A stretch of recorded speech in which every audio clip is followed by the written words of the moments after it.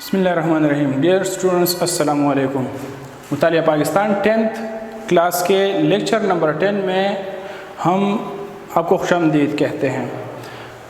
اسی لیکچر میں جنرل ضیاء الحق کا دور حکومت پڑھیں گے. اس سے پہلے جو ذوالفقار علی بھٹو کی دور حکومت تھی اس کے بارے میں ہم پڑھ رہے تھے. 5 جولائی 1977 عیسوی کو ضیاء الحق صاحب نے ملک میں مارشل لا لگایا.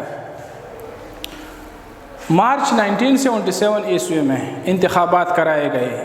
اس انتخابات میں پاکستان پیپلز پارٹی اور دوسری طرف مختلف پارٹیوں کا ایک اتحاد تھا، پاکستان نیشنل الائنس. اس اتحاد کو کہا جاتا تھا پاکستان نیشنل الائنس یا پاکستان قومی اتحاد. جو پارٹی تھی PNA، تو ان دونوں کے درمیان مقابلہ تھا، پاکستان پیپلز پارٹی اور PNA.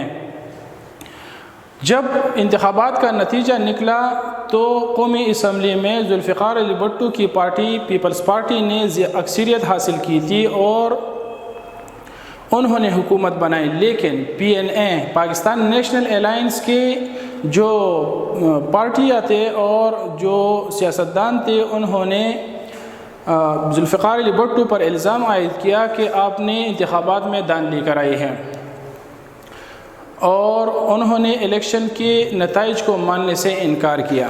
بہرحال جن علاقوں پر PNA کے سیاستدانوں کو اعتراض تھا کہ یہاں پر انتخابات میں دھاندلی ہوئی ہیں، دونوں پاکستان پیپلز پارٹی اور PNA نے اس بات پر اتفاق کیا کہ ان حلقوں پر اکتوبر میں پھر سے انتخابات ہوں گے. لیکن 5 جولائی 1977 عیسوی میں ضیاء الحق صاحب نے مارشل لا لگائی اور ذوالفقار علی بھٹو کی حکومت کا خاتمہ کیا، اور ساتھ میں انہوں نے اگلے 90 دن میں انتخابات کا اعلان کیا اور سیاستدانوں پر اور ہر کسی کے اوپر تحریر اور تقریر کی پابندی لگائی کہ نہ کوئی حکومت کے خلاف لکھ سکتا ہے اور نہ ہی حکومت کے خلاف کوئی بول سکتا ہے. اکتوبر 1977 عیسوی میں انتخابات کا التوا سیاستدانوں کا احتساب، جو انہوں نے 90 دن کا ٹینیور دیا کہ اگلے 90 دن میں انتخابات کرائے جائیں گے. تو انتخابات کو اکتوبر 1977 عیسوی میں ملتوی کیا گیا اور کہا گیا کہ سیاستدانوں کا احتساب ہوگا، یعنی ان سے پوچھا جائے گا کہ انہوں نے جو ملک کے پیسے ہیں وہ کہاں اور کیسے خرچ کیے. تو سیاستدانوں کا احتساب شروع کیا گیا. مارچ 1978 عیسوی میں لاہور ہائی کورٹ کا بھٹو کو نواب محمد احمد خان کے قتل کے الزام میں پھانسی کا حکم.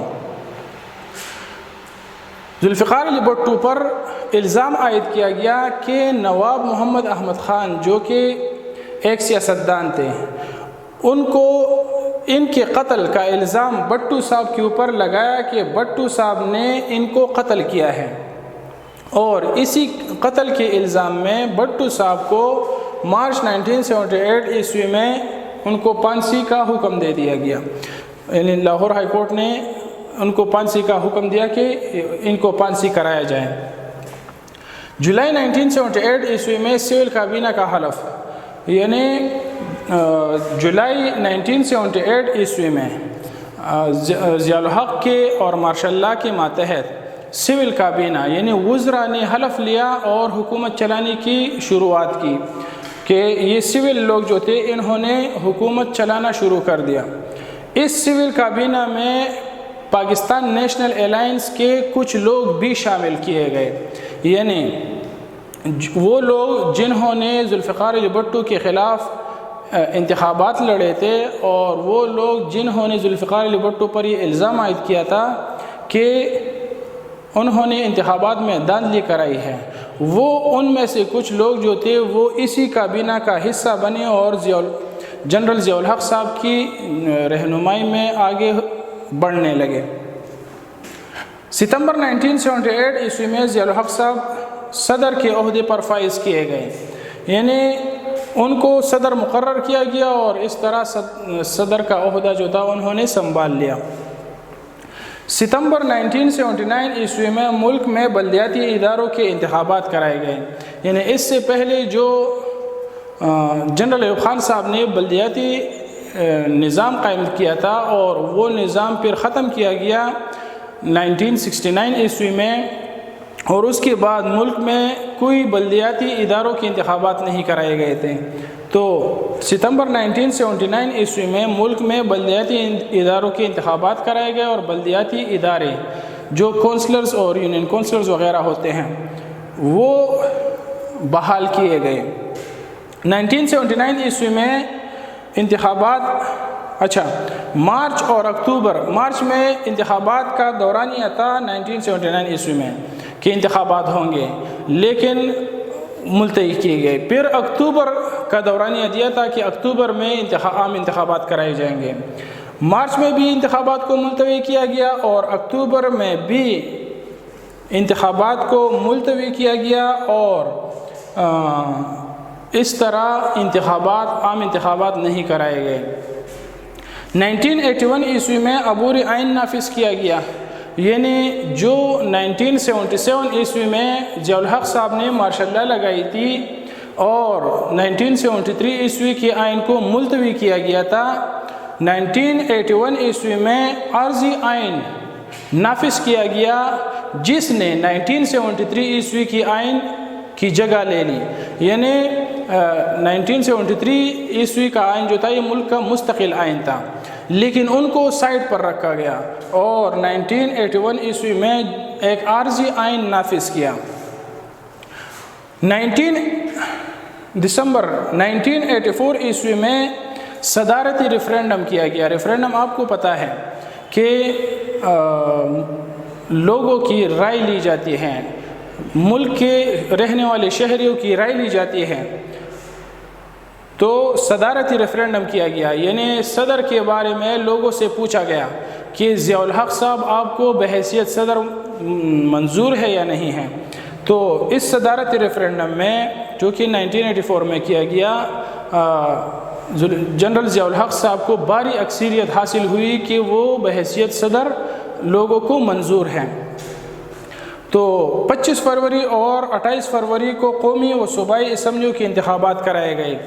25 فروری 1985 عیسوی میں اور 28 فروری 1985 عیسوی میں صوبائی اسمبلیوں کے جو انتخابات تھے وہ کرائے گئے. یہ انتخابات جو تھے نا یہ غیر جماعتی بنیاد پر کیے گئے. یعنی اس میں جن ایم این ایز یعنی ممبر آف نیشنل اسمبلیز اور جن M P As member of provincial assemblies نے جس نے اس میں شرکت کی، اس میں حصہ لیا، تو ان کا تعلق کسی جماعت سے نہیں ہوگا، کسی پارٹی کے نام پر وہ انتخابات نہیں لڑ سکتے تھے. تو اسی کو غیر جماعتی بنیاد پر انتخابات کہتے ہیں. تو 25 فروری اور 28 فروری 1985 عیسوی میں جو قومی اسمبلی اور صوبائی اسمبلیوں کے انتخابات کرائے گئے یہ غیر جماعتی بنیادوں پر تھے. اس میں جنہوں نے حصہ لیا ان کا تعلق کسی جماعت سے نہیں ہوگا یا پھر وہ کسی جماعت پارٹی کا نام استعمال نہیں کر سکتے تھے. تو ان انتخابات کے نتیجے میں جو قومی اسمبلی وجود میں آئی تو محمد خان جنیجو کو پرائم منسٹر نامزد کیا گیا. اور محمد خان جنیجو جن کا تعلق سندھ سے تھا یہ پاکستان کے پرائم منسٹر بنے اور دسمبر 1985 عیسوی میں ملک سے مارشل لا کا خاتمہ کیا گیا. تو جو انتخابات کرائے گئے ان انتخابات کے نتیجے میں محمد خان جنیجو کو ملک کا وزیر اعظم مقرر کیا اور اس طرح ملک میں باقاعدہ طور پر مارشل لا کا خاتمہ جو تھا وہ دسمبر 1985 عیسوی میں کیا گیا. اور اس طرح ملک میں ایک بار پھر سے 1973 عیسوی کا آئین نافذ کیا گیا اور ملک کو مارشل لا کے مطابق نہیں بلکہ 1973 عیسوی کے آئین کے مطابق چلانا شروع کر دیا. یہ جنرل ضیاء الحق صاحب کا دور حکومت ہے جو کہ 1977 سے لے کر 1988 عیسوی تک ہے. اسی دوران میں انہوں نے کیا کچھ اصلاحات کیے، خصوصی طور پر اسلام کی طرف انہی دورانیے میں کیا کچھ ہوا، کیا پیش رفت ہوا، انہوں نے اسلام کے لیے کیا کچھ کیا، تو یہ مزید انشاءاللہ نیکسٹ لیکچر میں پڑھیں گے کہ انہوں نے کیا اصلاحات کی، ملک کی بہتری کے لیے کیا کچھ کیا، تو وہ نیکسٹ لیکچر میں پڑھیں گے۔ اس میں اگر کوئی سوال ہو تو پھر آپ واٹس ایپ کے ذریعے پوچھ سکتے ہیں۔ Thank you.